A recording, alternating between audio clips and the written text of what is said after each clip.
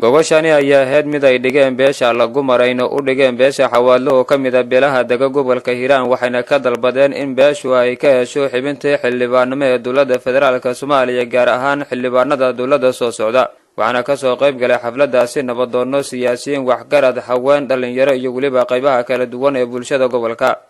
waxaana daafuray xafladaasi nabadoonsiyaad iyo mid kamid ah nabadoonada beesha lagu mar faahfaahin ka bixiyay ujeedka gogashani maanta ay u dhigeen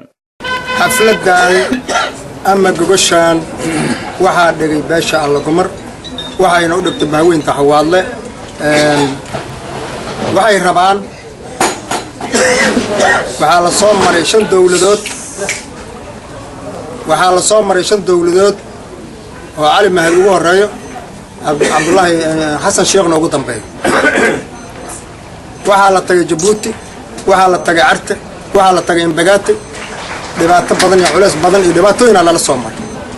handana ma aanan helin xaq aan lahayn iyo xuquuq aan lahayn ma aanan helin waxay nagu garab martay cadaalad darro badan oo nagu dhacday nagu garab maris maanta waxaan rabnaa marka cadaalad darro inay meesha ka baxdo xaq aan leena aan helno waxa la soo maray halgan dheer waxa la soo maray dhibaato badan waxa la soo maray wax aan la soo koobi karin siyaada hore u sheegay oo yiri maxuu ahaa ilaa waqti dheer iyo Imbagaati ka soo bilaabay inta wixii dhacay ee ku saabsanaa xil iyo kursi iyo baarlamaan ku saabsanaa ee inta sidoo uu sheegay ba aan doonaynay waan doonaynay oo daba taagneen waa doonaynay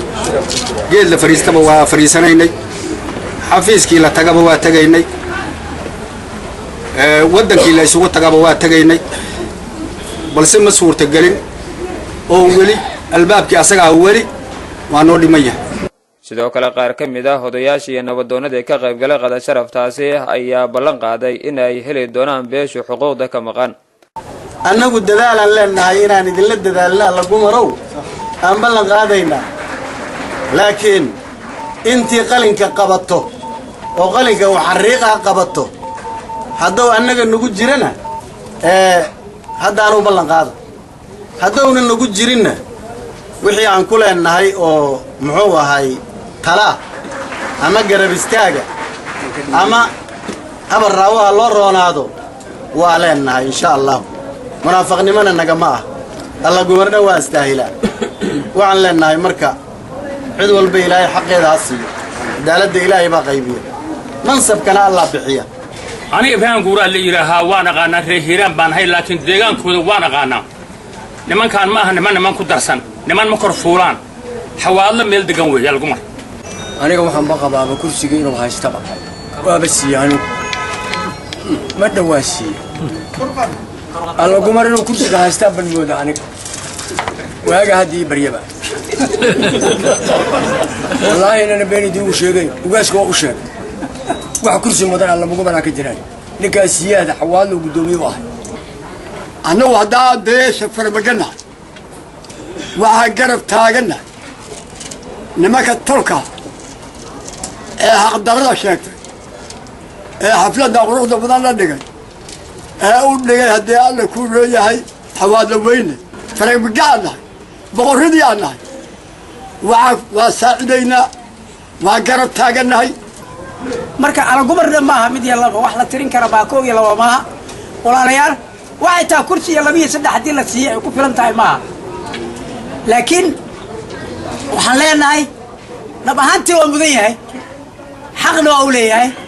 waa hadii cadaalad la helo oo cadaalad ay jirto abasho badan dhacday oo walaalaheen Allagumar ay cawdeen oo wax badan ay sheegeen inay wax waayeen horta waxaan rajaynaynaa Ilaahay inuu midda maanta socoto midda heli lahayn Ilaahay inuu ka dhigo anaga beeshii war madaxweynaha daanahay